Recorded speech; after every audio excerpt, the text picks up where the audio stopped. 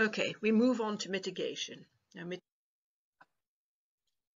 mitigation are the actions, are the recommendations we make to reduce impacts to heritage and reduce them to an acceptable level. Mitigation strategies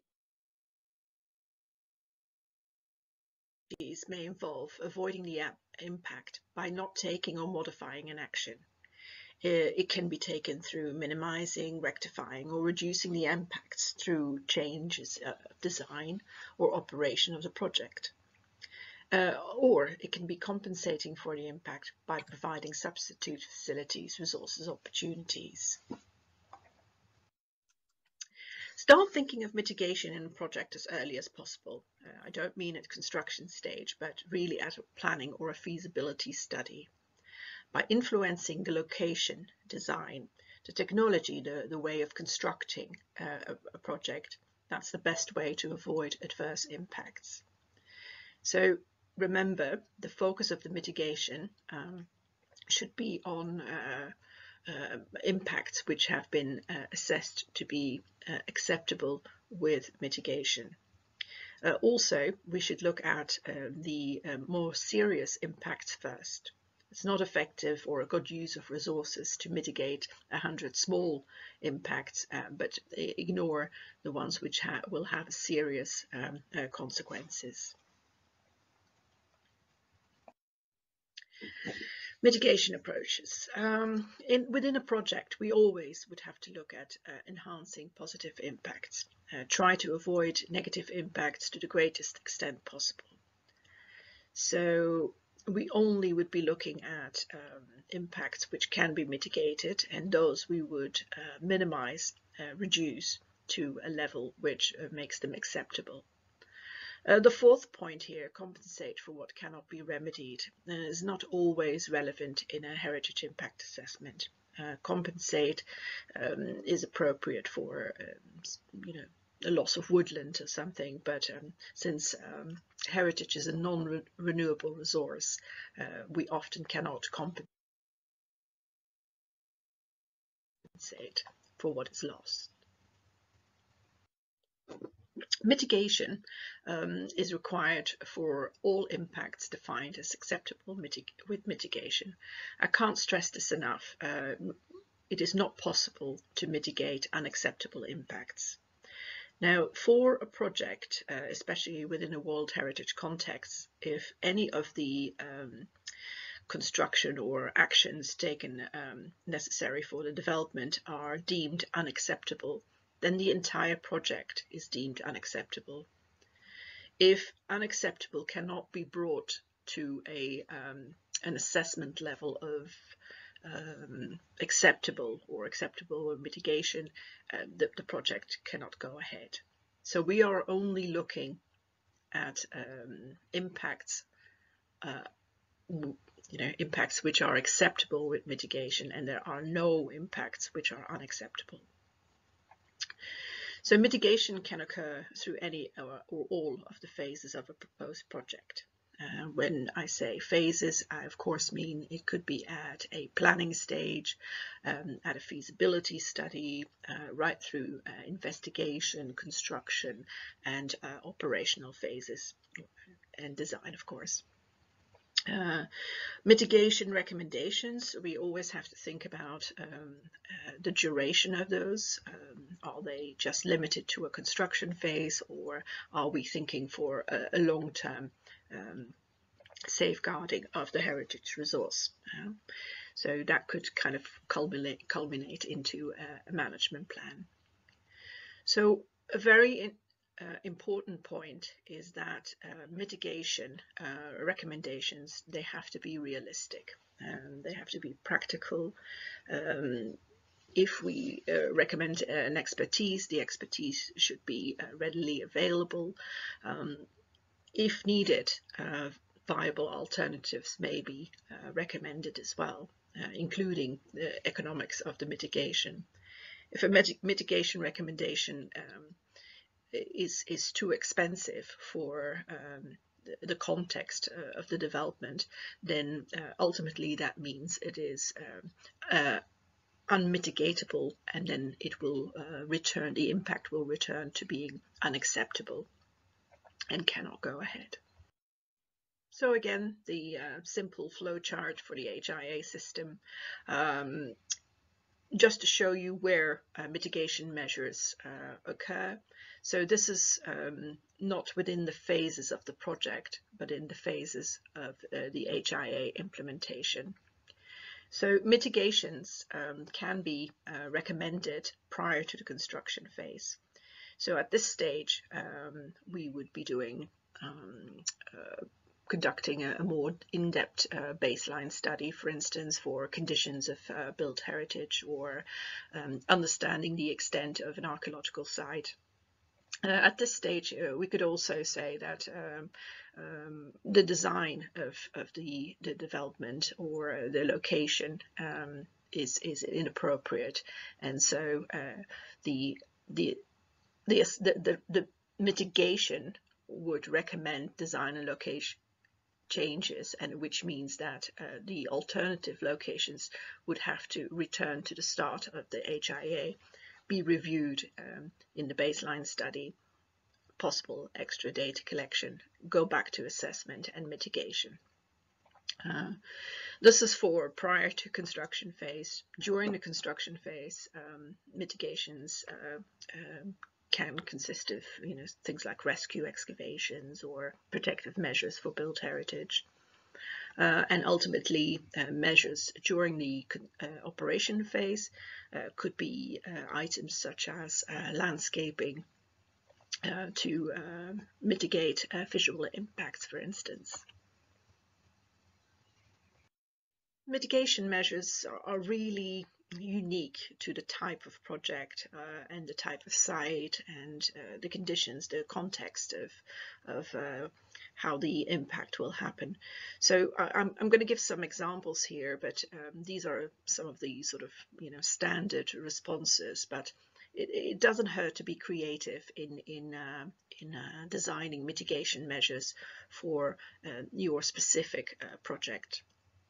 So an example for an archaeological mitigation measure, for instance, is if an archaeological site cannot be preserved in situ in this place.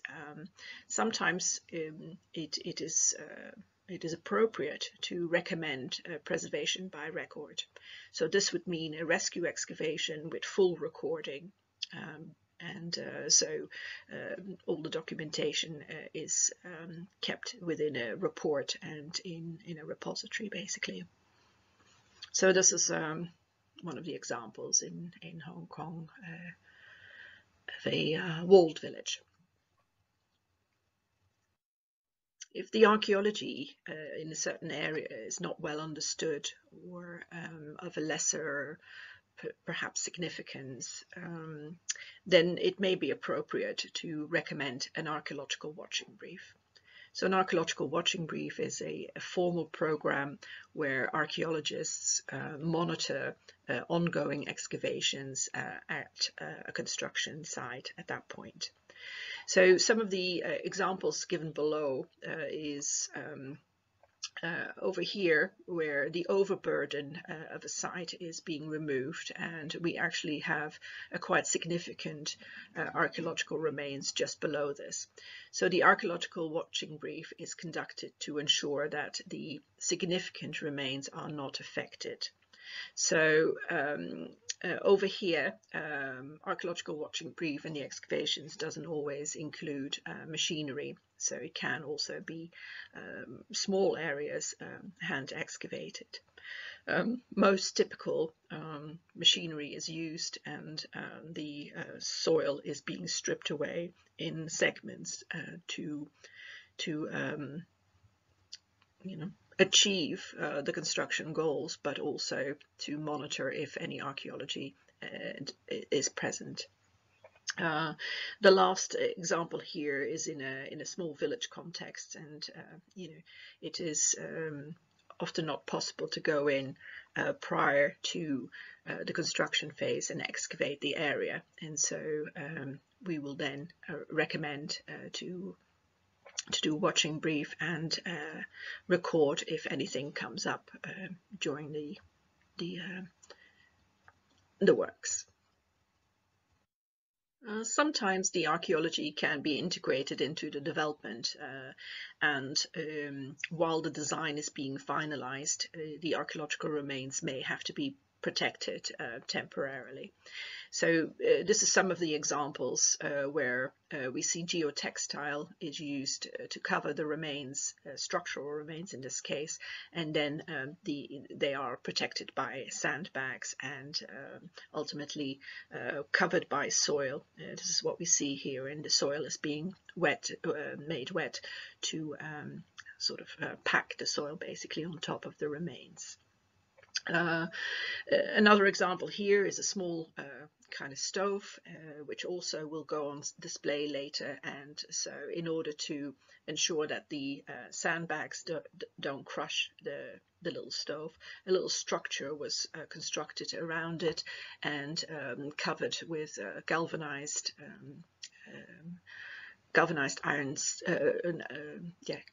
iron sheet, designed to reduce the weight on top of the stove. So again, these are measures which are temporary, but for instance, the galvanized steel plate has a lifespan of 10 years. Archaeological mitigation measures may also consist of preservation in situ of the excavated remains. This could be for education or even leisure.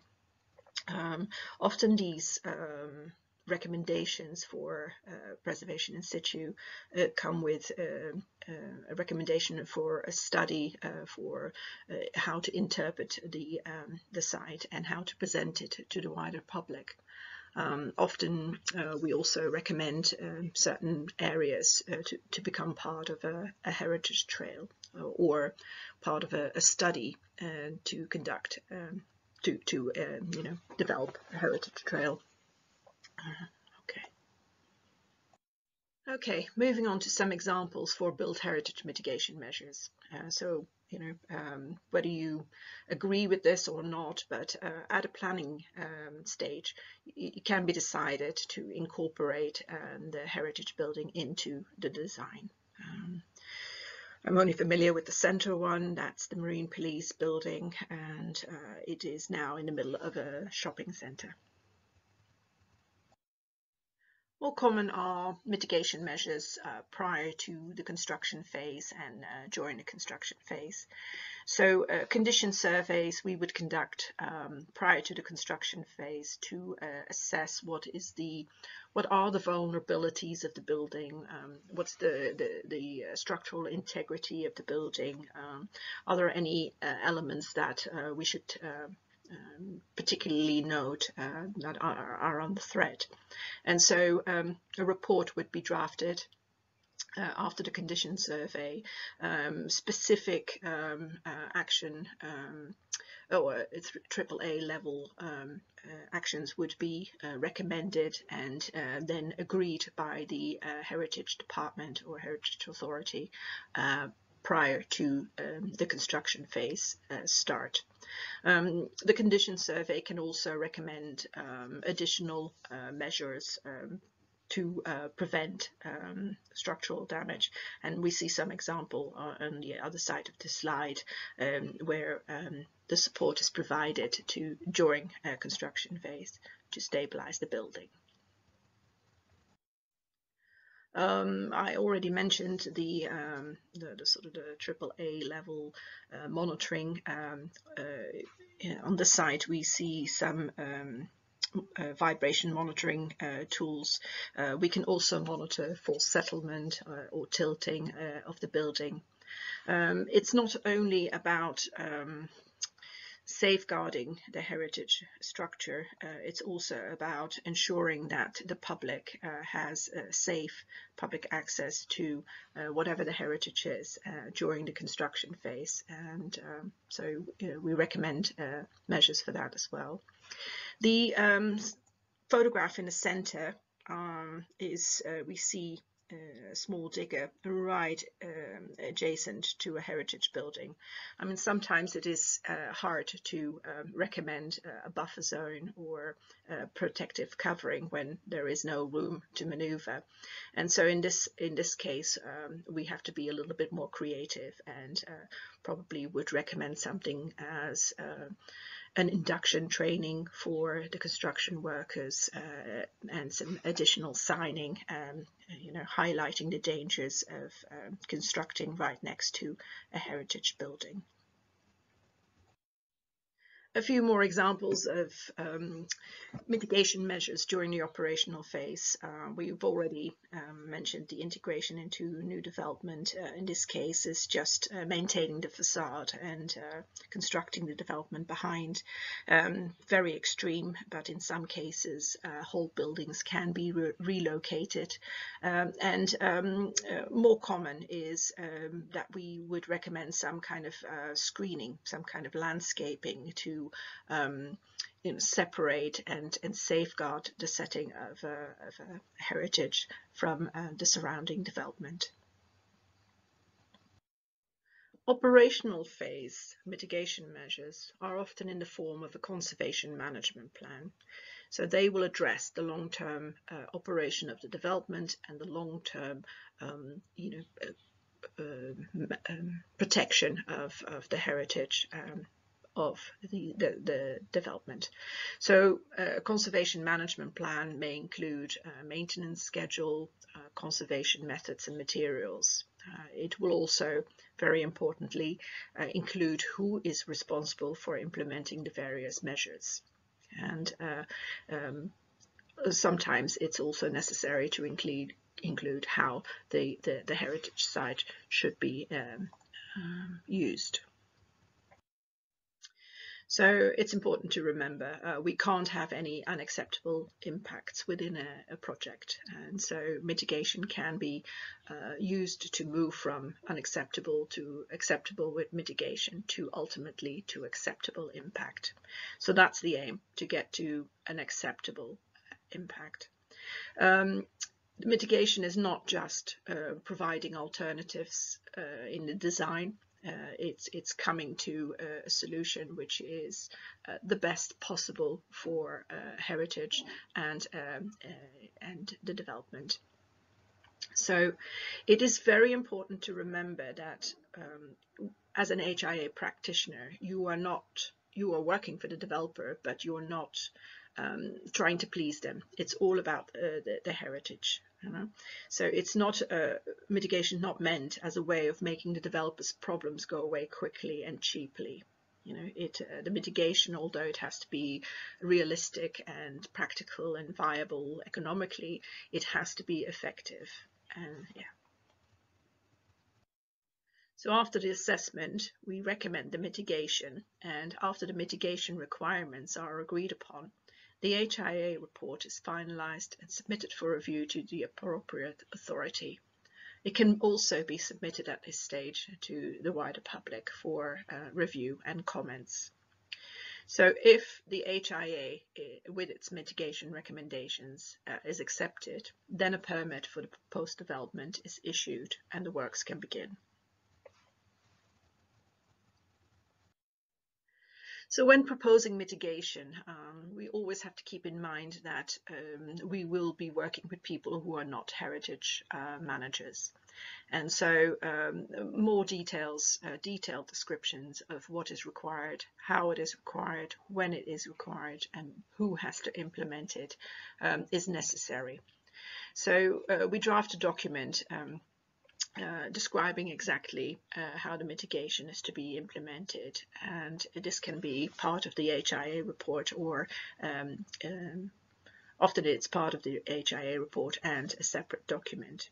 So it will detail at which stage the mitigation has to be implemented, the correct procedure, the timing, the location, the qualifications required for the experts undertaking the measures, the party responsible for ensuring the mitigation measures are being implemented properly, which is sometimes the project proponent, sometimes the contractor undertaking the works. and details of the actions to be taken if the measurements are found to be implemented incorrectly or not being kept within acceptable levels. So yeah, follow-up actions as if the mitigation is not effective. So who's responsible for implementing the mitigation? Ultimately, the project proponent, the developer, is responsible for the correct implementation and funding of the mitigation measures. But as I mentioned before, sometimes the works are being subcontracted to a contractor who will then hire the HIA practitioners or expertise necessary to implement the mitigation. So the Heritage Authority is in charge of monitoring the correct implementation of the mitigation. In most cases, the Heritage Authority will either issue permits to qualified professionals or endorse the heritage experts hired by the contractor. The heritage professional, expert, or practitioners commissioned by the developer or the contractor to do the mitigation.